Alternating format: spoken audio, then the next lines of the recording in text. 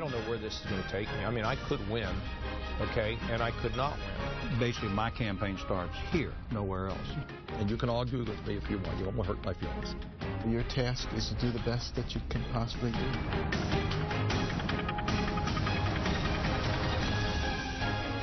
Welcome back to Candidate Cafe. I'm Josh McElveen. You know, what better way to get to know someone on a personal level than to actually share a meal with them?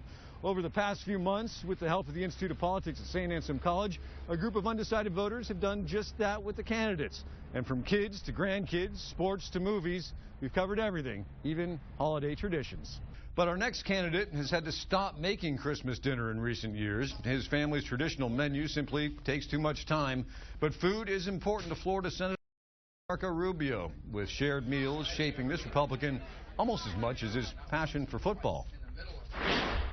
I doubt I'm going to get to eat, guys, so we'll just move the menu here because I'm still hungry. At a fit 44, Marco Rubio doesn't really need to watch his weight, but there are some foods he says you'll never find on his plate. The only things I don't eat anything raw, like no raw tuna. I don't eat bait. I like California roll. I never ate any kind of sushi, but California roll I'll eat because it's not real sushi, but anything that's raw I can't eat. Like I see people eat these tuna steaks that are, I just can't do it. I'm not saying it's bad for you or whatever, I just can't eat it. I don't like mushrooms and I don't like sour cream. They are the simple X's and O's of the Rubio diet, which shouldn't be surprising given that the game of football has always been a passion and, in a way, part of his life's playbook. You mentioned football and, you know, your passion for football. Do you find that to be valuable for the long stretch, as you call it, and being a target at times by others? In terms of my experience having played and been involved, absolutely. I mean, one of the things I always say about football, it's a great teacher of life lessons that I find very hard to replicate in any other sport. You face adversity, especially in a close game. You want to be as prepared as possible. The better prepared you are for what you know to expect, the better prepared you are for the unexpected. So you come up with a plan that gives you the best chance to win, but then you have to execute it. You know, you can be the greatest game plan in the world.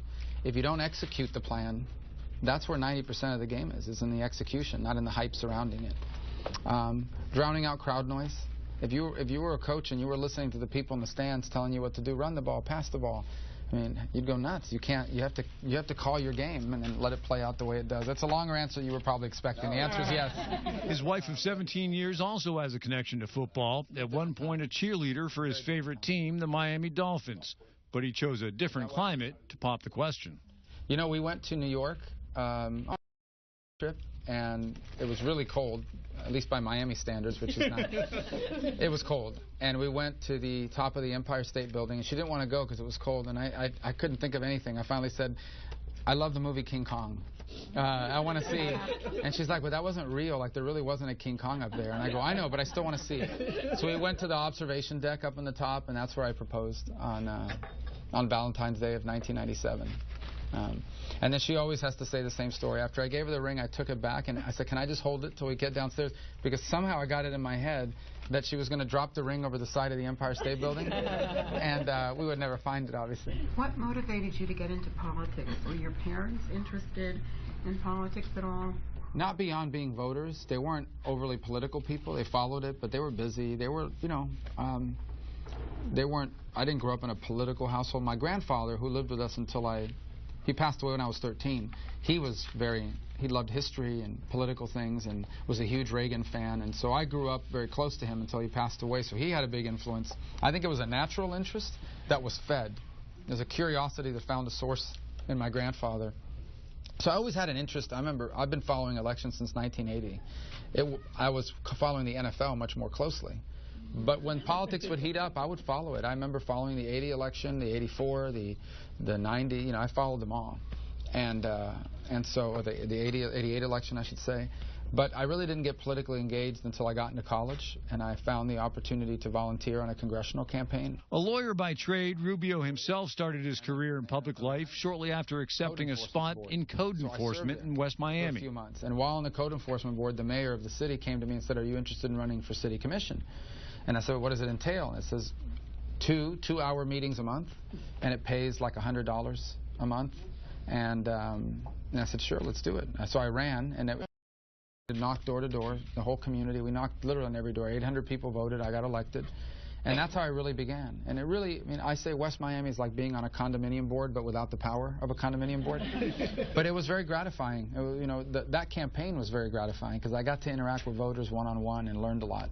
Things seem to have always happened fast for Rubio, moving swiftly from the Speaker of the House in Florida to the U.S. Senate and now to his bid for the White House.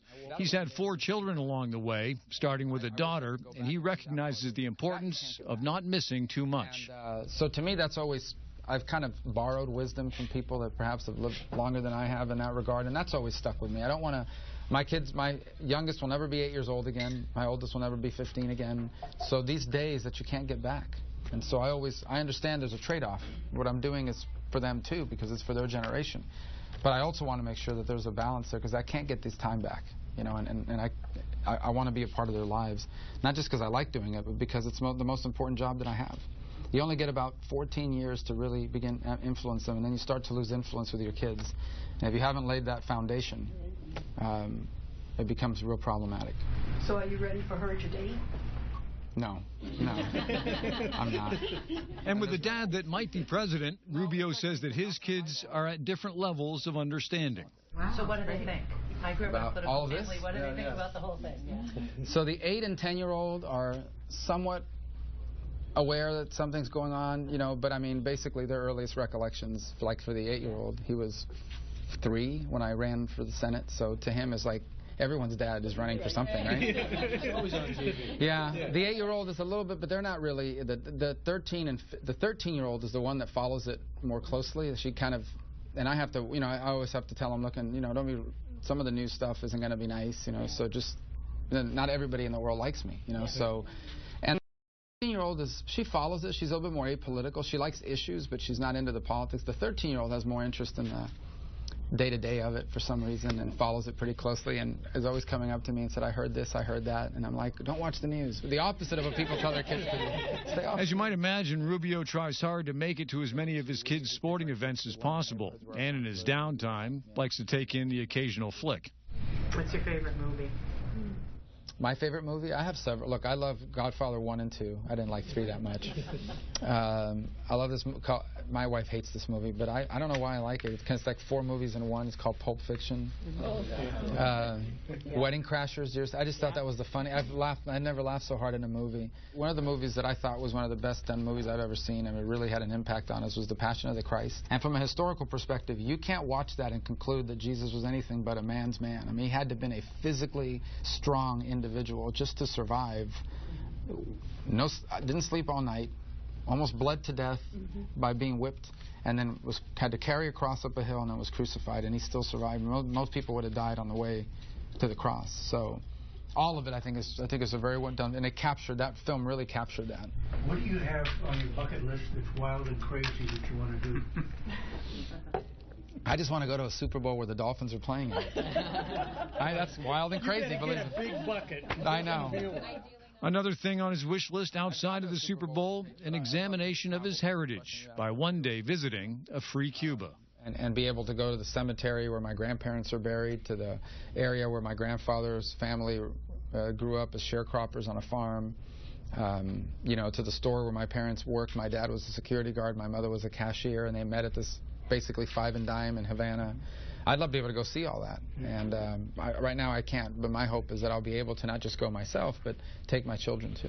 So does Rubio have a plan B if politics doesn't pan out?